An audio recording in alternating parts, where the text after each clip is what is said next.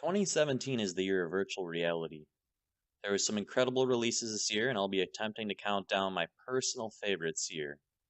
If I'm missing something obvious, it's likely I haven't played the game yet, as I have a huge list of games still to get to. Here we go. Number 8, Dead Effect 2 VR. To me, this is one of the most ambitious titles on this list. It features a full length campaign and a variety of side missions. It's basically a first person shooter with loot, similar to games like Borderlands. It also blends in the space horror genres, such as a game like Dead Space. Despite the game's flaws, it is a worthy addition to any virtual reality game collection. Number 7, Exorcist Legion VR. This one is still a work in progress due to its episodic nature. Currently only chapters 1 and 2 are released. The game already has some scary moments that are delivered quite well using a rich story and intuitive interface. If you get stuck, it has a built-in hint system that ensures the scary moments are just around the corner. Number 6, Henry the Hamster Handler VR. Henry the Hamster Handler is a frantic, reaction-based game in which you are attempting to save hamsters, acting as lemmings, walking to their various deaths. This one is a quick pickup to play, but actually requires expert skill and timing. Myself, I couldn't get past level 6 or 7, and there was 30 levels or so. On top of the polished design and low price, every level has a star rating system for those who want to be perfectionists. Number 5, The Invisible Hours. This one I am just getting started with as I create this video, but let me say you gotta try this game. Basically, if you can imagine watching a movie with every scene playing out at once, in real time, you get the invisible hours. Because you can't be everywhere at once, you can rewind and follow different characters on their routines, revealing deeper parts of the story and various plot twists.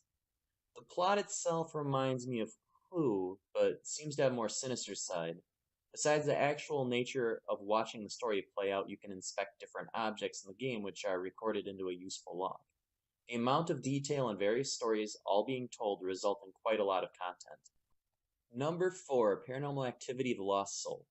Paranormal Activity was one of the first games I played of 2017 after taking quite a break from using my HTC Vive. Being a huge fan of the movies, yes, even the bad ones, I was looking forward to trying this game and it did not disappoint. Much like an actual Paranormal Activity movie, there is no combat but more of a reliance upon storytelling and puzzle solving. The game has an incredible amount of atmosphere, intuitive controls, and even multiple endings. There's a constant feeling of alive within the house, complete with the expected jump scares. The game has a polished look to it, and in my opinion, is the best horror game on VR today. Number 3, Nature Treks VR. If you asked me if I'd be putting a simple walking simulator on my top 3 games this year a couple of months ago, I wouldn't have expected it. Nature Treks VR delivers in the same vein as a game like Weaver's The Blue, but takes it a step further with locomotion options and a huge amount of content. Explore everything from jungles to savannas to under the sea. Despite having such a variety of environments, the game is not just quantity, it also has quality with great looking animal models. You don't win or lose in Nature Treks VR. Think of it as something similar to an immersive screensaver that is enjoyable to just look at or explore. You never know what is around the corner. Number 2, the Talos Principle VR. I'm a newbie to the Talos Principle. Although the original came out in 2014, I never touched it. I'm not a huge fan of puzzle games, and I have a mixed feeling on most escape room style games for the VR.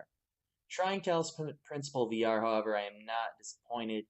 It is a joy to play in VR and looks great. For those of you who don't know, the Talos Principle is a series of puzzles that range from simplistic to quite complicated.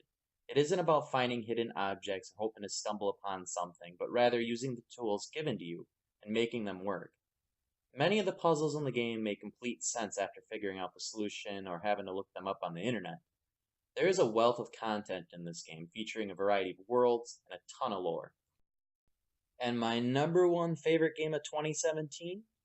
Serious Sam VR, The First Encounter. You might be asking why The First Encounter over other Serious Sam VR games. Well, that's pretty simple. I haven't played the other ones yet.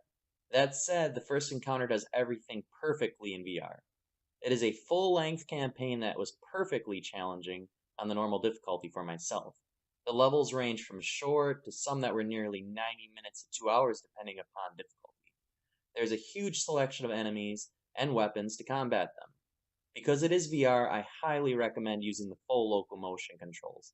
The teleport simply does not do this game justice. The first encounter should be the base model that every first person shooter aspires to in VR. The controls, weapon switching, locomotion are all tailor designed to fit your preferences, and it feels very natural. Anything from strafing rockets or running away from melee attack skeleton bulls feels second nature. Most importantly, the first encounter is pure fun. It isn't the best looking VR game and it may not have the best plot, but it is the most fun I've had using my HTC Vive, and that is why it deserves to be number one on this list of the best 2017 games I played.